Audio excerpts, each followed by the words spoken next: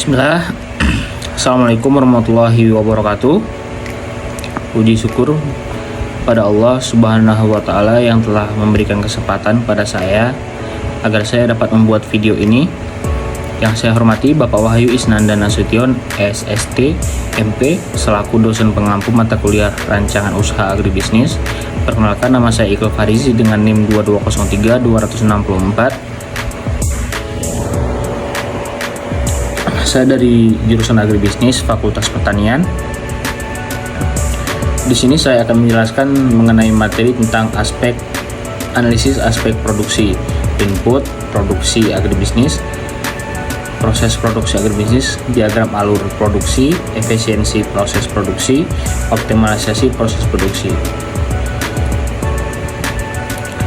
Baik, untuk analisis produksi merupakan kajian mendalam terhadap seluruh aktivitas yang terlibat dalam proses mengubah input. Input ini yaitu bahan baku, tenaga kerja, mesin, menjadi output. Dan output ini adalah produk ataupun jasa. Tujuan utama analisis ini adalah untuk meningkatkan efisiensi, kualitas, dan fleksibilitas produk, serta meminimalkan biaya. Aspek-aspek yang perlu dianalisis itu yang pertama, perencanaan produk.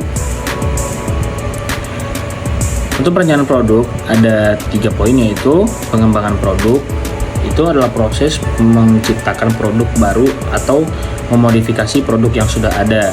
Dan yang kedua itu desain produk, yaitu menentukan bentuk, fungsi, dan karakteristik produk. Dan yang ketiga itu analisis pasar, yaitu mengidentifikasi komponen produk yang memberikan nilai tambah bagi konsumen. Dan yang kedua ada proses produksi. Untuk produksi ini ada 5 poin, yaitu yang pertama jenis proses. Jenis proses ini ada massal, ada terus menerus, ada yang berdasarkan pesanan, ada yang berdasarkan proyek. Untuk yang kedua, urutan proses. Urutan proses ini ada diagram alir proses, peta, dan juga peta nilai ataupun value map. Dan yang ketiga itu ada analisis waktu dan gerakan, seperti studi kerja, work sampling. Dan yang keempat itu ada balance of line. Di sini yaitu menyeimbangkan waktu siklus setiap stasiun kerja. Dan yang kelima ada metode produksi, yaitu job shop, batch production, dan flow shop. Untuk yang ketiga kapasitas produksi. Yang kapasitas produksi ini juga ada 3 poin, yaitu perencanaan kapasitas, analisis titik impas, dan teori antrian. Untuk analisis aspek produksi pada usaha Akatsuki Mochi merupakan kajian mendalam terhadap seluruh aktivitas yang terlibat dalam proses mengubah bahan baku menjadi produk akhir yang siap dikonsumsi. Tujuan utama analisis ini adalah untuk meningkatkan efisiensi, kualitas, dan produktivitas produk Akatsuki Mochi serta mengoptimalkan penggunaan sumber daya dengan memahami setiap aspek produksi secara mendalam. Pengusaha Akatsuki Mochi dapat mengambil putusan yang tepat untuk meningkatkan daya saing dan profitabilitas usahanya. Aspek-aspek penting dalam analisis produksi Akatsuki Mochi. Yang pertama ada input. Inputnya itu bahan baku, kualitas. Di bahan baku ini kita tentunya memperhatikan kualitas seperti pemilihan bahan baku yang berkualitas tinggi seperti tepung beras ketan hitam yang punya kadar kesehatan yang lebih tinggi daripada beras ketan putih. Dan juga sumber yaitu memilih pemasok bahan baku yang terpercaya dan konsisten dalam menyiapkan bahan baku berkualitas. Dan yang ketiga itu ada penyimpanan, itu menerapkan penyimpanan yang baik untuk menjaga kualitas bahan baku, seperti penyimpan tepung di tempat yang kering dan terhindar dari serangga. Dan untuk input produksi yang kedua itu ada peralatan. Peralatan itu ada perawatan dan kalibrasi. Untuk perawatan melakukan perawatan rutin pada mixer, pekukusan, dan peralatan lainnya untuk menjaga kinerja yang optimal. Dan untuk kalibrasi, yaitu melakukan kalibrasi secara berkala pada alat ukur setiap timbangan dan termometer. Dan untuk input produksi yang ketiga itu ada tenaga kerja. Untuk tenaga kerja ada pelatihan dan motivasi. Untuk yang pelatihan, memberikan pelatihan kepada karyawan mengenai teknik pembuatan adonan dan pengkukusan dan pengemasan yang benar. Dan untuk motivasi, menciptakan lingkungan kerja yang kondusif dan memberikan insentif pada karyawan. Untuk input produksi yang keempat itu ada energi. Energi juga ada dua, ada efisiensi dan sumber energi. Untuk efisiensi, menggunakan energi yang efisien, misalnya dengan mematikan peralatan yang tidak digunakan, dan juga sumber energi mempertimbangkan penggunaan sumber energi alternatif yang lebih ramah lingkungan. Dan untuk yang kedua, tadi kan udah input produksi, dan sekarang kita akan masuk yang kedua, yaitu proses produksi. Untuk yang proses produksi ada standarisasi resep, ada juga kontrol proses, ada higienis. Dan untuk yang standarisasi resep ini ada resep bahan baku dan dokumentasi. Untuk yang resep bahan baku menetapkan resep baku yang telah teruji dan konsisten untuk menjaga kualitas rasa dan tekstur kenyal dari mochi ini. Dan dokumentasi mendokumentasikan semua langkah dalam proses produksi secara detail. Dan untuk kontrol proses itu pemantauan suhu, mengontrol suhu saat pengkukusan dengan konsisten untuk menghasilkan mochi yang kenyal. Dan untuk untuk waktu pengukusan, memantau waktu pengukusan yang tepat untuk menghindari mochi yang terlalu keras ataupun yang terlalu mentah. Untuk yang higienis juga ada kebersihan lingkungan dan sanitasi karyawan. Untuk yang kebersihan lingkungan, menjaga kebersihan dapur produksi, peralatan, dan bahan baku untuk mencegah kontaminasi. Dan untuk yang sanitasi karyawan, mewajibkan karyawan untuk selalu menjaga kebersihan diri. Dan untuk yang ketiga itu ada diagram alir produksi. Dan untuk yang empatnya ada efisiensi proses produksi. Di efisiensi produksi ini ada pengukuran waktu siklus, yaitu menggunakan stopwatch atau software khusus untuk mengukur waktu yang dibutuhkan untuk setiap tahapan produksi. Dan juga analisis bottleneck, yaitu mengidentifikasi tahapan produksi yang menjadi hambatan utama dan mencari solusi untuk mempercepatnya. Dan juga ada pengurangan limbah, yaitu kita mengurangi limbah bahan baku, energi, dan air melalui berbagai cara seperti daur ulang bahan-bahan tertentu, seperti mendaur ulang kertas agar dapat menjadikan kemasan yang lebih baik untuk kita, untuk Akatsuki mochi ini. Yang kelima itu ada optimalisasi proses produksi.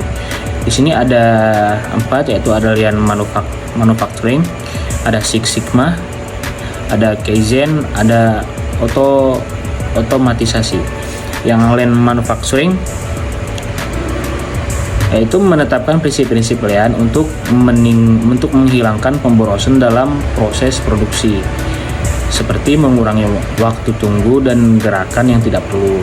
Dan juga ada Six Sigma,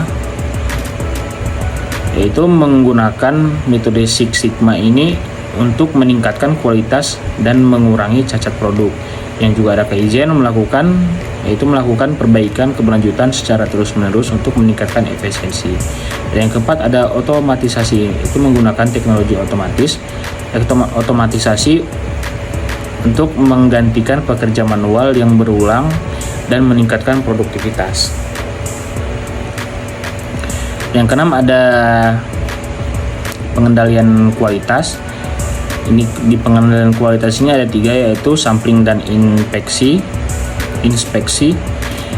yaitu melakukan sampling dan inspeksi produk secara berkala untuk memastikan kualitas selalu dengan standar yang telah ditetapkan. Dan yang kedua itu ada standar kualitas, menetapkan standar kualitas yang jelas untuk setiap aspek produk seperti ukuran, warna, rasa, dan juga tekstur.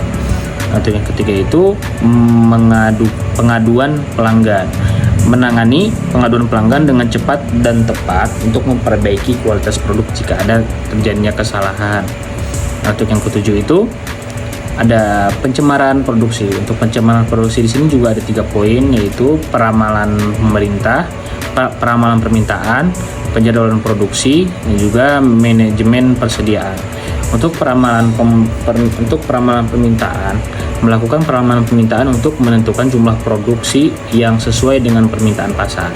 Dan untuk yang penjadwalan produksi, menyusun jadwal produksi yang fleksibel untuk menyesuaikan dengan fluktuasi permintaan. Dan untuk manajemen persediaan, mengelola persediaan bahan baku dan produk jadi secara efektif untuk menghindari kekurangan atau kelebihan stok.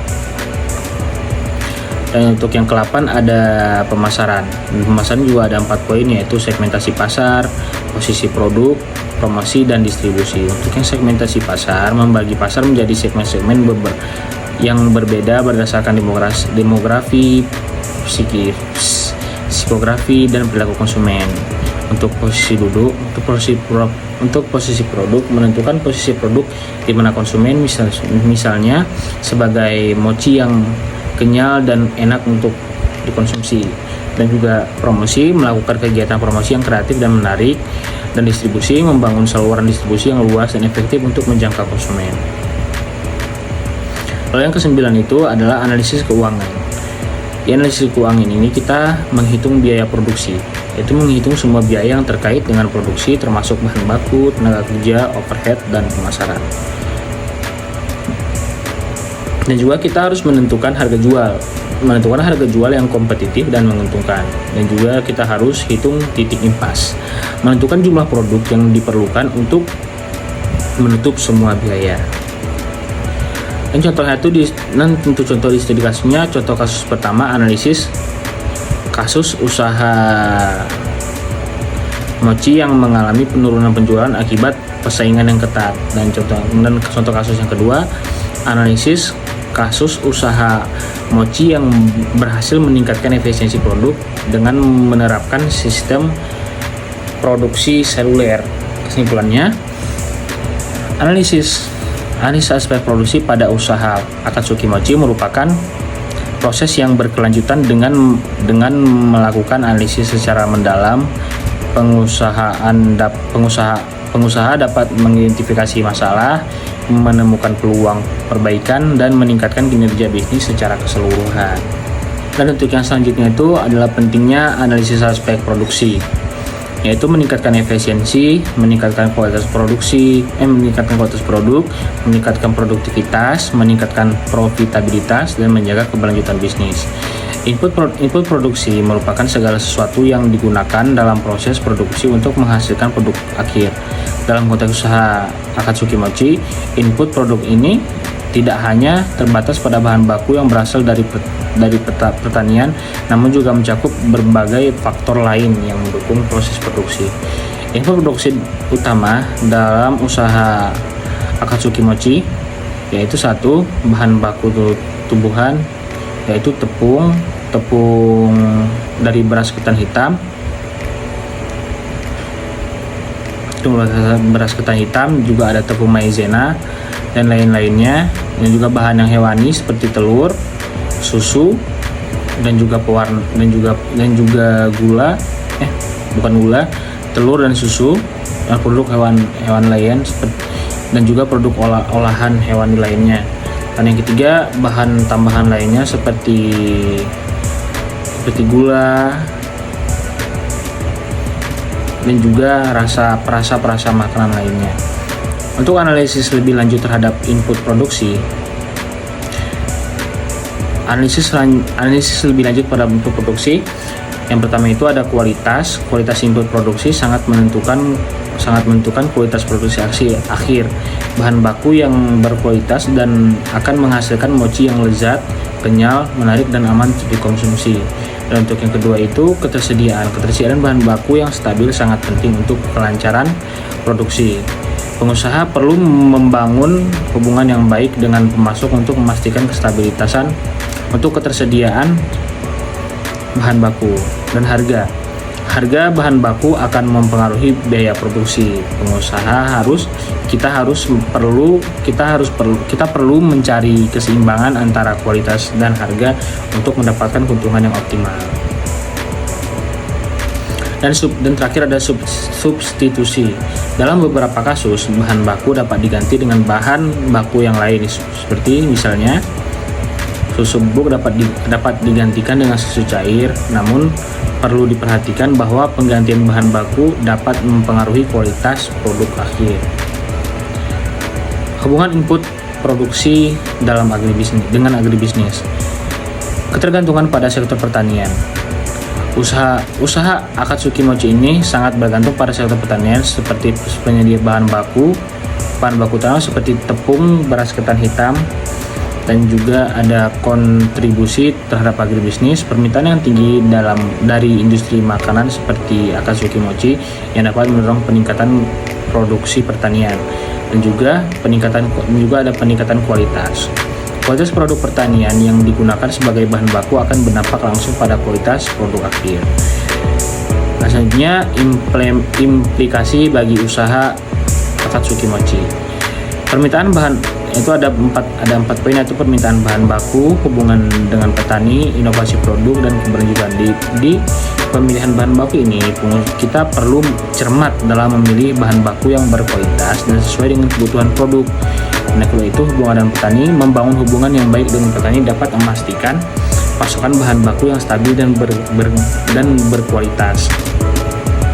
Dan juga untuk inovasi produk, penggunaan bahan baku lokal dan produk pertanian musiman dapat menciptakan produk mochi yang unik dan menarik.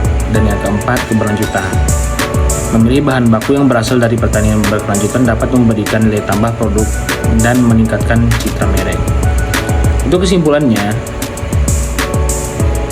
input produksi agribisnis memiliki peran yang sangat penting dalam usaha Akatsuki Mochi. Dengan memahami karakteristik dan kualitas dari setiap input produksi, kita dapat menghasilkan produk mochi yang berkualitas, konsisten, dan memenuhi preferensi konsumen.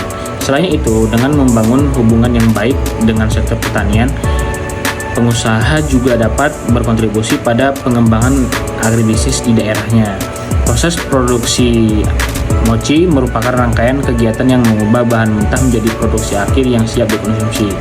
Dalam proses ini, sektor agribisnis berperan sangat penting sebagai penyedia bahan baku utama seperti tepung, telur, dan juga lain-lainnya.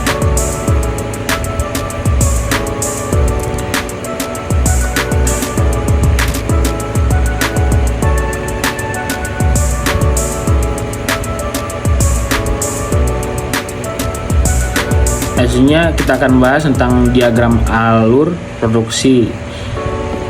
Untuk diagram alur produksi adalah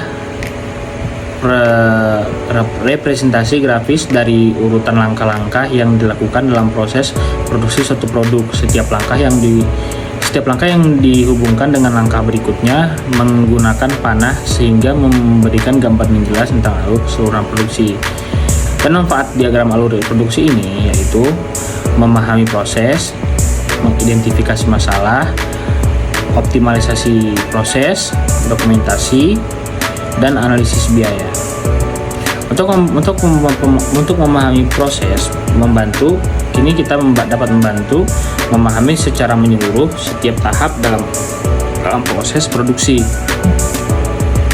Dan juga identifikasi masalah, ini kita bisa memudahkan dalam mengidentifikasi titik-titik kritis atau masalah yang sering terjadi. Untuk optimalisasi proses memungkinkan dilakukannya perbaikan dan optimalisasi pada setiap tahap produksi. Dan dokumentasi menjadi dokumen penting untuk pelatihan karyawan baru dan sebagai referensi dalam pengembangan bisnis. Dan yang terakhir itu adalah analisis biaya. Itu membantu kita dalam menganalisis biaya produksi pada setiap tahapannya.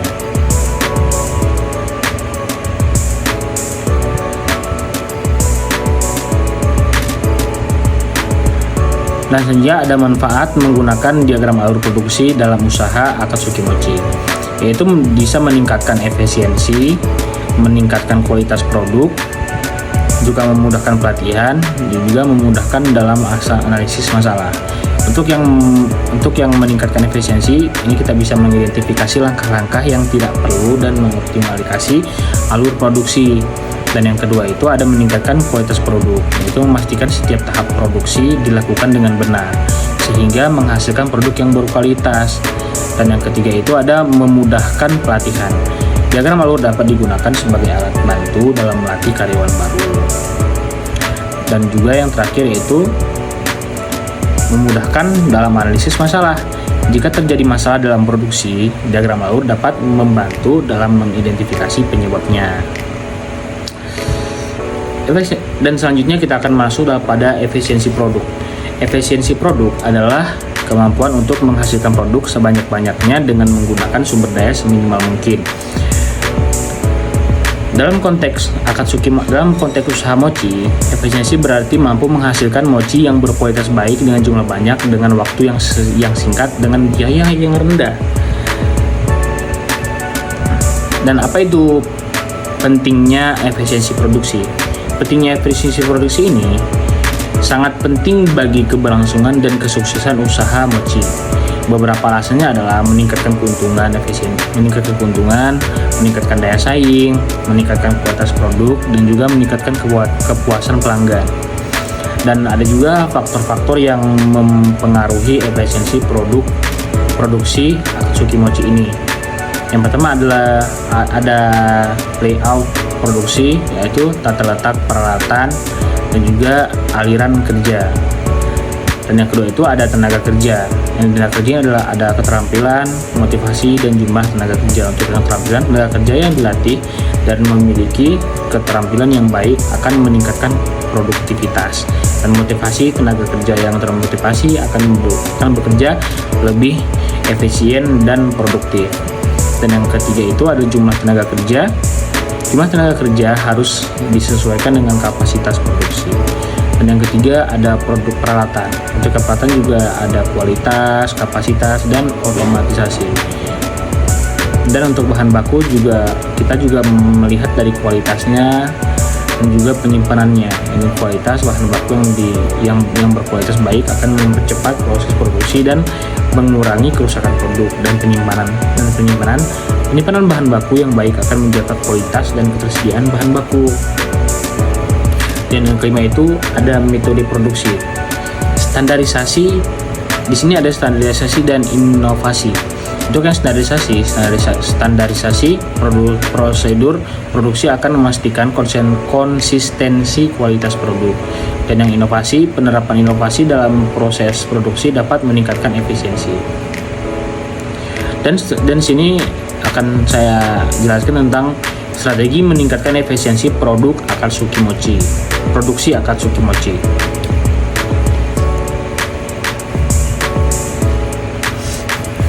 Di sini kita bisa menganalisis proses, optimalisasi layout, pelatihan tenaga kerja, perawatan peralatan, dan standarisasi resep.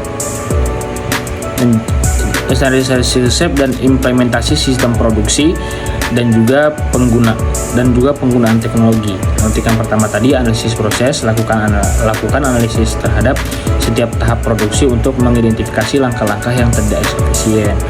Dan juga yang optimalisasi layout, atur ulang tata letak peralatan untuk menciptakan aliran kerja yang lebih efisien.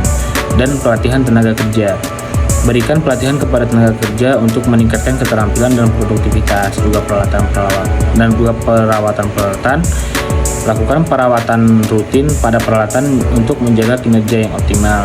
Juga standarisasi resep, tetapkan resep baku dan pastikan semua karyawan mematuhinya.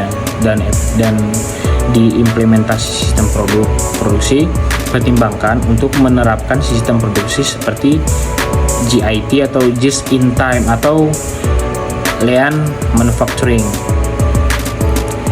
Dan untuk yang terakhir ada penggunaan teknologi, itu memanfaatkan teknologi seperti software manajemen produksi untuk mengoptimalkan proses. Contoh penerapan efisiensi dalam usaha Akatsuki Mochi menggunakan mixer otomatis. Dengan menggunakan mixer otomatis itu kita bisa mengurangi waktu pengadukan adonan dan memastikan adonan tercampur dengan merata. Dan yang kedua, kita juga bisa menggunakan pengukusan otomatis. Ini kita bisa mengontrol suhu secara otomatis dan memastikan kematangan mochi yang seragam. Dan juga penerapan sistem FIFO. Itu dengan ini kita bisa mengatur penyimpanan bahan baku berdasarkan tanggal masuk dan memastikan bahan baku yang lebih dulu masuk digunakan terlebih dahulu. Dan selanjutnya manfaat meningkatkan efisiensi produksi.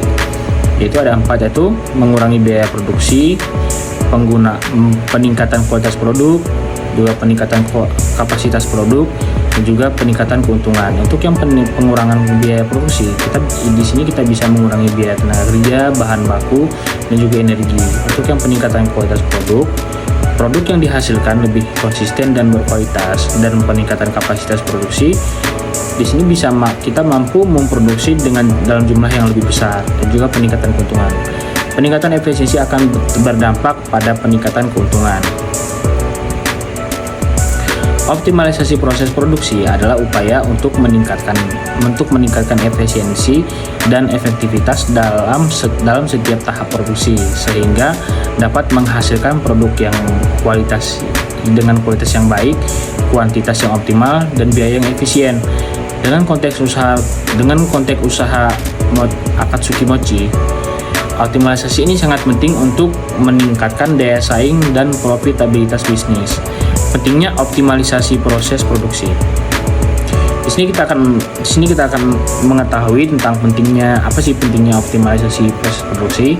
Yaitu ada beberapa poin, yaitu bisa meningkatkan efisiensi, meningkatkan kualitas produk, meningkatkan kapasitas produk, mengurangi biaya produksi, juga meningkatkan profitabilitas.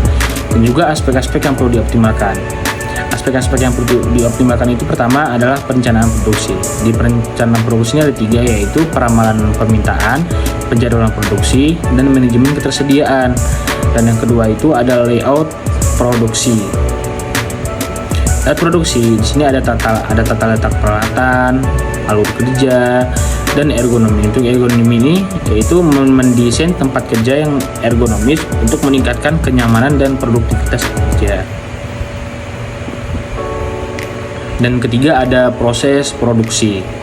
Di proses produksi ini ada standarisasi resep, yaitu menetapkan resep baku yang telah teruji dan konsisten, yang kontrol dan juga ada kontrol kualitas, melakukan pemeriksaan kualitas pada setiap tahap produksi, dan juga ada peningkatan efisiensi dan otomasi. Otomasi ini yaitu menggunakan mesin dan peralatan otomatis untuk menggantikan pekerjaan manual yang berulang. Dan juga ada tenaga kerja ini ada pelatihan, motivasi, dan evaluasi kinerja. Untuk pelatihan, kita tentunya memberikan pelatihan pada karyawan untuk mengenai teknik produksi yang benar dan efisien. Dan untuk yang motivasi, menciptakan lingkungan kerja yang kondusif dan memberikan insentif kepada karyawan. Dan untuk yang ketiga itu ada evaluasi kinerja. Itu melakukan evaluasi kinerja secara berkala untuk mengidentifikasi area yang perlu ditingkatkan. Dan yang kelima ada pemeliharaan peralatan.